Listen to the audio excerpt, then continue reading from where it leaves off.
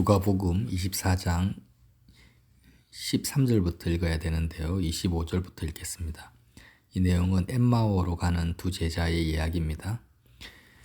이르시되 미련하고 선지자들이 말한 모든 것을 마음에 더디 믿는 자들이여 그리스도가 이런 고난을 받고 자기의 영광에 들어가야 할 것이 아니냐 하시고 이에 모세와 모든 선지자의 글로 시작하여 모든 성경에 쓴 바 자기에 관한 것을 자세히 설명하시니라. 그들이 가는 마을에 가까이 가매 예수는 더 가려 하는 것 같이 하시니 그들이 강권하여 이르되 우리와 함께 유하사이다. 때가 저물어 가고 날이 이미 기울었나이다 하니 이에 그들과 함께 유하로 들어가시니라. 그들과 함께 음식을 잡수실 때에 떡을 가지사 축사하시고 떼어 그들에게 주시니 그들의 눈이 밝아져 그인 줄 알아보더니 예수는 그들에게 보이지 아니하시는지라. 그들이 서로 말하되 길에서 우리에게 말씀하시고 우리에게 성경을 풀어주실 때 우리 속에서 마음이 뜨겁지 아니하더냐 하고 곧 그때로 일어나 예루살렘에 돌아가 보니 11 제자 및 그들과 함께한 자들이 모여 있어 말하기를 주께서 과연 살아나시고 시몬에게 보이셨다 하는지라. 두 사람도 길에서 된 일과 예수께서 떡을 떼심으로 자기들에게 알려지신 것을 말하더라. 아멘. 예수님이 막달라 마리아에게 나타나시고 이제 두 번째로 엠마오로 가는 두 제자에게 나타나셨는데요. 특이한 점은 처음부터 자신의 모습을 드러내지 아니하시고 하루 종일 이 엠마오로 가는 길에서 예수님이 성경을 가르치는 성경 교사의 제3자의 입장에서 제자들과 대화를 나누셨다라는 거예요. 그래서 엠마오로 가는 두 제자는 예수님인지 알아보지 못하고 단지 성경을 너무나 잘 아는 그리스도의 죽음과 부활 사건에 대해서 잘 아는 성경 교사로부터 성경을 풀어주시는 그 말씀을 들은 것입니다. 그리고 나서 제자들의 고백에 의하면 예수님인 것을 보기 전에 이미 성경 말씀이 무슨 말씀인지 믿게 될 때 그들의 마음이 뜨거워졌다라는 거예요. 그래서 우리에게 성경을 풀어주실 때 우리 속에서 마음이 뜨겁지 아니하더냐. 마음이 뜨거워졌다라는 것은 정말 그 말씀을 믿게 되었다라는 거죠. 예수님을 보지 않았는데 부활하신 예수님을 실제로 지금 만난 게 아니에요. 제자들 입장에서는. 근데 단지 말씀만을 구약의 선지자와 모세의 글을 이게 이런 말씀이구나. 메시아는 이런 사역을 하시는 분이 정말 성경에서 예언된 메시아라는 것을 믿게 되었을 때 마음이 뜨거워졌다라는 것은 예수님을 보지 않았는데 이미 마음에서 예수 그리스도의 부활을 믿었다라는 거예요. 그 말씀을 통해서. 그러니까 막달라 마리아는 실제로 예수님을 육신의 눈으로 보고 믿은 케이스고 엠마오로 가는 두 제자는 실상은 말씀을 풀어주셔서 그 말씀을 통해서 예수님의 부활을 믿게 된 케이스라는 거예요. 이 두 케이스를 이제 제자들이 들었게 된 겁니다. 11 제자들이. 11 제자들에게 왜 예수님이 실제로 눈으로 본 막달라 마리아를 통해서도 증거를 받게 하시고 말씀을 통해서 예수님을 부활을 믿게 된 이 엠마오로 가는 두 제자의 말도 듣게 하셨을까요? 11 제자들이 어찌하든지 간에 육신의 눈으로 보지 않고 엠마오로 가는 두 제자처럼 정말 성경에 나타난 말씀, 예언된 그 공생의 기간 동안 예수님이 하신 그 말씀으로 부활하신 예수님을 믿는 기회를 주시는 거예요, 지금. 그래서 이런 두 가지 사건을 다 경험케 하시고 나서 증인들의 말을 듣게 하시고 나서 36절에 이 말을 할 때 예수께서 친히 그들 가운데 서서 말씀하시는데요. 사실 다른 성경에는 이 엠마오로 갔던 두 제자의 말을 듣고도 그들은 믿지 않았다라는 글이 나옵니다. 참 아쉬운 대목이죠. 그러니까 11 제자들은 무덤이 비었던 것을 보고도 막달라 마리아의 증언을 듣고도 엠마오 두 제자의 말을 듣고도 예수님의 부활을 여전히 믿지 않았던 거예요. 그래서 주님은 나타나셨습니다. 친히 그들 가운데 나타나서 왜 마음에 의심하느냐 이렇게 말씀하시고 도마는 심지어 그렇게 11제자의 말까지 들었는데도 그 자리에 있었지 않았기 때문에 안 믿어서 그 다음에 또 나타나셔가지고 예수님이 못자국 난 손을 만져보라 이렇게 하신 것입니다. 그래서 성경을 믿는다라는 것이 참 얼마나 큰 복인가. 우리 어떤 인간적인 의지로 나의 이성으로는 믿어지지가 않죠. 부활이라는 것은. 앞서 시간에도 말씀을 나눈 것처럼요. 예수님을 믿는다라는 것은 바로 그리스도의 죽음과 부활을 믿는 것입니다. 엠마오로 가는 두 제자 막달라 마리아와 우리의 차이점이 무엇입니까? 그들은 지금 그리스도의 죽음을 경험하고 있는데 이들이 경험하고 있는 예수님의 죽음은 그들의 삶과 실질적인 그들의 삶과 완전히 밀착되어 있다라는 거예요. 이 시대의 그리스도인들은 예수님이 2000년 전에 죽었다. 그리고 지금 나는 학교 다니고 가정생활하고 자녀 키우고 하는 이 모든 삶이 예수님의 죽음과 밀착이 안 되어 있어요. 밀착이 안 되어 있다는 것은 아직까지 나의 이 땅에서의 나의 보물들, 내가 중요하게 여기는 그런 보아들, 삶의 중요한 것들을 예수님께 팔아버리지 않았다. 예수님께 투자하지 않았다. 그런 예를 들었죠. 삼성 주식에 나의 전 재산을 다 투자하면 삼성의 주가가 올라가고 내려가는 것에 영향을 안 받을 수가 없는 것처럼 제자들은 자신의 삶의 모든 보화를 예수님께 다 쏟아부었기 때문에 예수님의 죽음이 그들의 삶과 완전히 밀착되어 있었다라는 거예요. 그래서 엠마오로 걸어가고 있는 제자들이 어떤 기색을 합니까? 슬픈 기색을 하고 걸어갔죠. 그리스도가 죽었으니까 자신의 삶도 완전히 망해버린 거예요. 그들에게 주님이 나타나셔서 예수님은 죽음으로 끝나는 그리스도가 아니라 부활하시는 메시아다라고 했을 때 그들의 삶이 다시 살아나는 거예요. 주식이 망한 게 아니구나. 완전히 역전되어 가지고 대박이 나는구나. 이런 소식을 들으면은 인간적인 비유지만 육적인 비유지만 살아날 거 아닙니까? 그런 느낌으로 마음이 뜨거워진 것입니다. 자, 예수님이 하신 이 말씀에 우리가 좀 집중할 필요가 있어요. 25절을 보면 미련하고 선지자들이 말한 모든 것을 마음에 더디 믿는 자들이요. 이들은 모세의 그 출애굽 사건, 유월절 사건부터 시작해서 여호수아, 모세 오경을 주로 읽었겠죠. 이사야, 시편 이런 모든 것들을 다 믿고 있다라고 확신하는 선민들입니다. 안 믿는 게 아니에요. 다 믿고 있다고 생각했는데 예수님은 뭐라고 하냐면 선지자들이 말한 모든 것, 일부가 아닙니다. 일부가 아니라 모든 것을 마음에 들이믿는 자들이에요. 그러니까 선지자들이 말한 모든 것이 무엇입니까? 바로 메시아가 고난을 받고 죽임당하고 부활하셔서 우리를 속량하신다. 이 사건, 예수 그리스도의 죽음과 부활 사건이 선지자들이 말한 모든 것이라는 거예요. 다르게 말하면 예수 그리스도의 죽음과 부활 사건이 나의 사건이 되지 않으면 선지자들이 말한 모든 것을 아예 안 믿는다라는 거예요.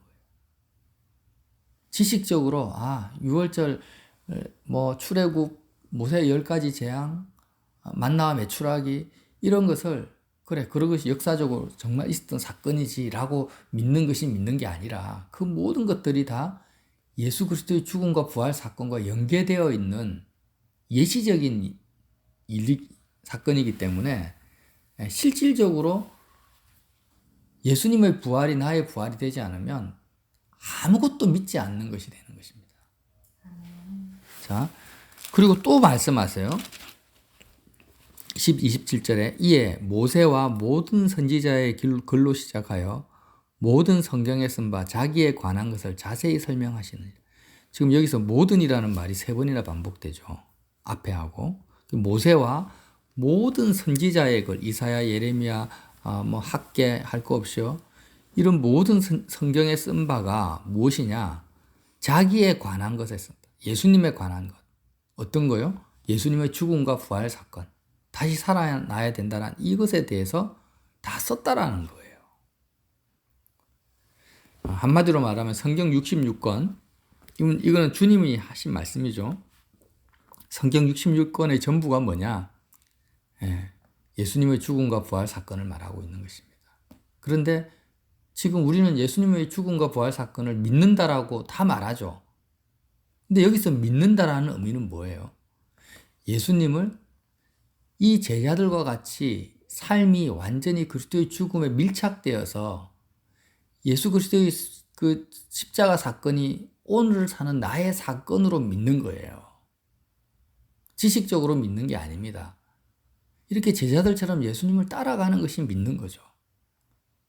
자, 여기서 제가 나누고 싶은 것은 뭐냐면, 신앙에 어느 정도 열정이 있는 분들은 개인적인 기도 시간을 가집니다. 저도 기도 시간을 가져요. 새벽마다 계속 가져왔고 저녁에도 기도 시간을 가졌습니다. 규칙적으로. 그렇게 기도 시간 가지는 것이 아주 좋고 성경적인 거예요. 다니엘도 그렇게 했고 예수님도 기도 시간을 가지셨죠.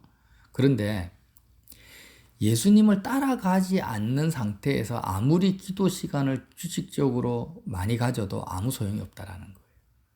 제자들처럼 예수님을 실질적으로 삶이 밀착되어서 따라가지 않으면서 어떤 종교 행위를 해도 아무 의미가 없습니다. 성경을 아무리 많이 읽고 신학 박사학위를 받아도 성경 아무것도 믿는 것이 아닙니다. 지금 예수님이 하신 말씀의 포인트예요. 기도 시간을 규칙적으로 가지지 말라는 것이 아닙니다. 가지십시오. 가지지만, 자, 기도 시간을 가진다는 그 의미가 뭐냐면, 나의 모든 삶이 예수 그리스도의 죽음에 완전히 투입되어지고, 함몰되어지고, 쏟아 부어지는 그 계기를 가지는 것이 바로 기도 시간의 의미라는 거예요. 바리새인들은 하루 3번 기도 시간을 가졌는데 기도 시간과 일상 삶이 분리되어 버립니다. 지금으로 말하면 예배 주일날 일요일날 예배드리는 그 예배당에서 드리는 예배 시간과 가정에 돌아가서 가정생활, 직장생활이 분리되는 것처럼 끊어져 버리는 거예요. 단절돼 버리는 거예요. 그러나 제자들은 예수님을 따라간다는 의미가 뭐예요? 단절성을 가져서는 안 됩니다. 쉬지 말고 기도하라고 했죠. 그래서 마귀는 항상 이렇게 단절성을 가지게 하는 거예요. 종교로 만들어버리죠. 신앙을 종교로 바꿔버립니다. 믿음을. 자, 이 포인트를 놓쳐가지고 기도 시간을 아무리 규칙적으로 가져도 나의 삶에 어떤 영향력이나 은혜도 임하지 못하게 되어버리는 경우가 너무나 많이 경험했어요. 제 개인적으로. 근데 이 포인트를 놓쳐서는 안 됩니다. 우리의 삶 전체가 지금 어떻게 되고 있습니까? 그리스도를 따라가는 제자로서의 삶을 살고 있죠. 저와 여러분이. 그러면 예수님을 따라가는 제자된 삶을 산다라는 것은 막달라 마리아와 같이 우리 일상생활에서 일어나는 내가 중요하다고 생각하고 내가 소중하다고 생각하는 사건들이 삶 속에 많이 일어나잖아요. 오늘도 당장에 크고 작은 내가 해야 될 일들이 있잖아요. 눈 뜨고 일어나니까 오늘 뭐 김장철이니까 김장을 해야 되겠다. 장사하시는 분들은 오늘 내가 가서 청소도 하고 물건도 사고 손님도 예약된 손님도 맞이하고 이런 생각들이 막 들어옵니다. 그러면 그것이 바로 일상이죠. 우리가 해야 될 일상이에요. 근데 그런 일상을 앞두고 아침에 일어나서 새벽에 새벽 기도를 합니다. 기도를 해요. 그런데 새벽에 주님을 마음을 막 다해서 찾고 기도하고 만나잖아요. 만나고 나서 기도 시간 딱 끝나면은 또 내가 생각했던 것들, 계획했던 것들을 내가 하려고 내가 주체가 되어가지고 그 일에 뛰어든다라는 거예요. 자, 이 상태, 이런 기도 생활과 일상의 흐름이 이런 식으로 되어져서는 아무 의미가 없게 된다라는 것입니다. 엠마오로 가는 두 제자와 나의 삶은 전혀 다른 삶의 양상을 띠게 되고 바리새적인 삶으로 바뀌어버립니다. 네. 어떻게 해야 됩니까? 지금 기도 시간에 그래, 그리스도의 죽음이 나의 죽음이지. 나의 모든 이 땅에서 내가 중요하게 생각하는 부하가 뭡니까? 일상적으로 오늘 내가 해야 되겠다고 하는 것, 내가 반드시 성취해야 되는 그런 내 마음을 차지하고 있는 것들이 어떻게 보면 나의 보한 거예요. 보물인 겁니다. 그걸 땅에 쌓아두지 말고 하늘에 쌓아두라 했으니까 그 모든 것을 그리스도의 죽음에 연합시켜 버리는 거예요. 오늘 내가 해야 될 일을 지금 예를 드는 겁니다. 그러면 다 연합시켜 버리면 나는 그 일에 대해서 뭐 김장해야 되겠다, 장사해야 되겠다, 뭘 시험을 쳐야 되겠다는 이런 모든 일에 대해서 다 마음에서 끊어져 버리고 죽어버리고 포기되어져 버리는 거예요. 한마디로 말하면 사업하는 사람은 쫄딱 망해도 좋다. 망해도 상관없다. 그걸 각오하는 거예요. 마음에서 이미.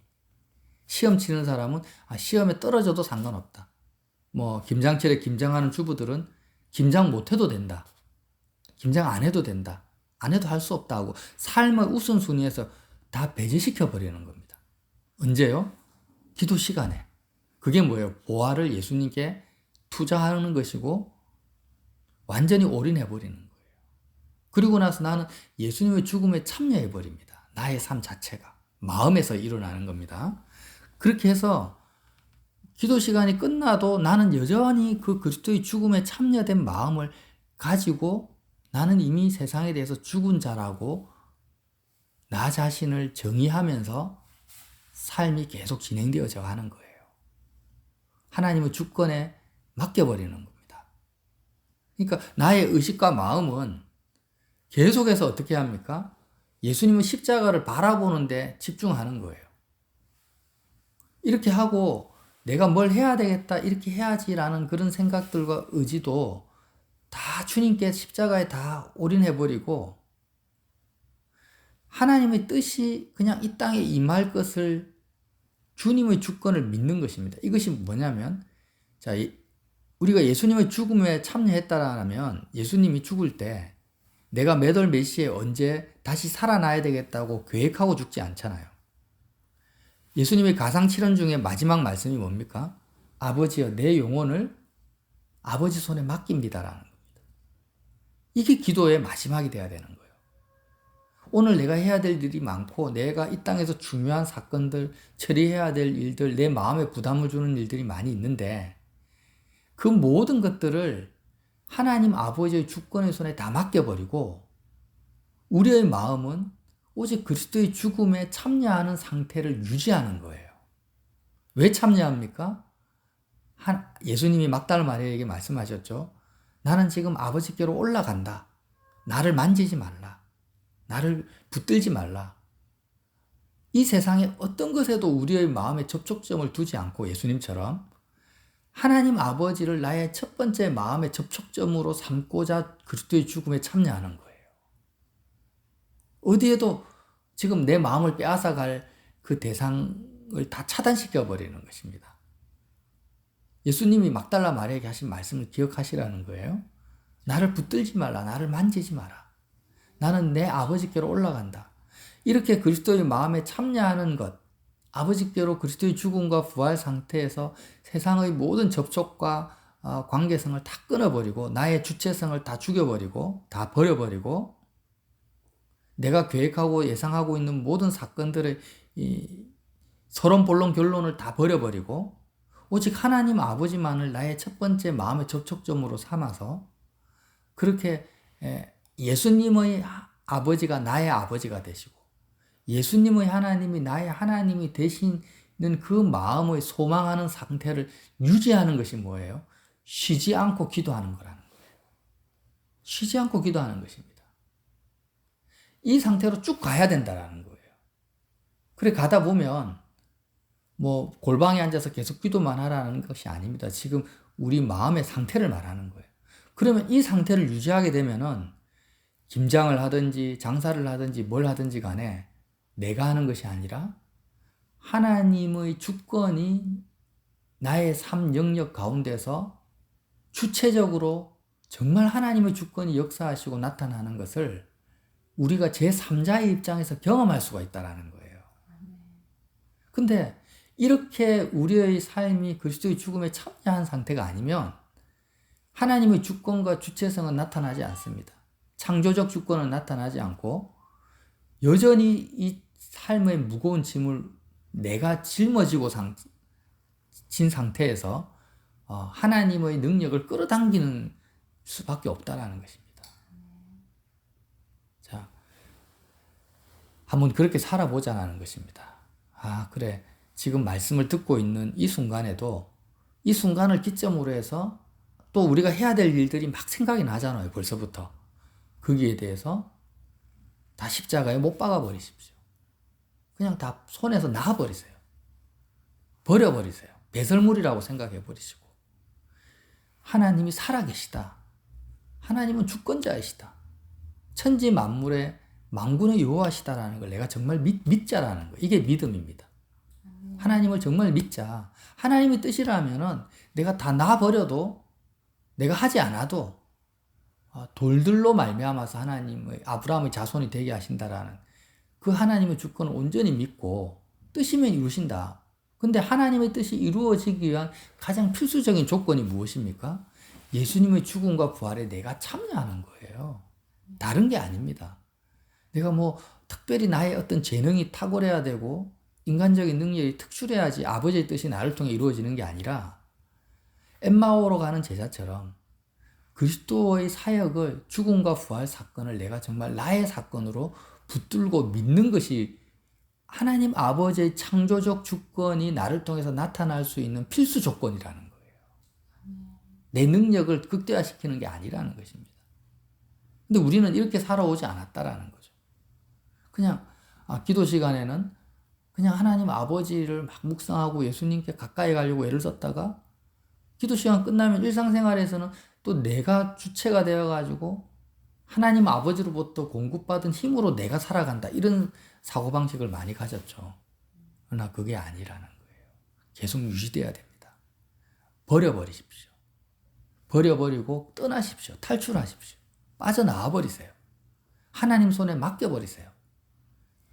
만약 내가 반드시 해야 되는 그 일이 그리스도의 십자가의 죽음에 참여함으로 말미암아 이루어지지 않았다. 그러면 어떻다라는 거예요? 이루어지지 않는 것이 나에게 가장 좋기 때문에 이루어지지 않은 거예요. 그걸 믿어야 되는데 안 믿어요. 왜? 나보다 나를 하나님이 더 사랑한다라는 것을 내가 안 믿으니까. 예수님처럼 예수님의 영혼을 아버지 손에 맡긴 것처럼 우리가 우리의 삶의 결정권을, 주도권을 하나님 아버지 손에 못 맡기는 겁니다. 하나님 이거는 반드시 이렇게 돼야 돼요. 이거 이렇게 안 되면 안 돼요. 내가 사업이 망하면 안 됩니다. 오늘 해야 되는 일이 반드시 해야 됩니다라고 내가 이미 마음에서 결심하고 내가 주인이 되고 있는 상태이기 때문에 이런 그리스도의 죽음에 참여하는 지속성이 끊어져 버리는 거예요. 그렇지만 정말 내가 죽었다라고 믿는다면, 성경을 믿는다면, 모든 성경의 말씀, 선지자의 예언의 글을 믿는다면 그렇지 않아요. 이미 내가 세상에 대해서 죽어버려야 된다는 것입니다. 그러면 은혜가 시작됩니다. 하나님의 놀라운 은혜가 시작되어지고 이미 죽은 자로서, 세상에 대해서 죽은 자로서 하나님이 나를 통해서 어떻게 사시는가를 관람하고 구경하고 마치 관광열차에서 바깥 경치를 바라보듯이 나의 삶에 임하시는 하나님의 은혜의 손길을 발견하는 복된 하루가 시작되는 것입니다. 저와 여러분이 이런 십자가의 죽음과 부활의 비밀을 삶으로 경험하시는 시간들 되시기를 예수님 이름으로 빌어드립니다.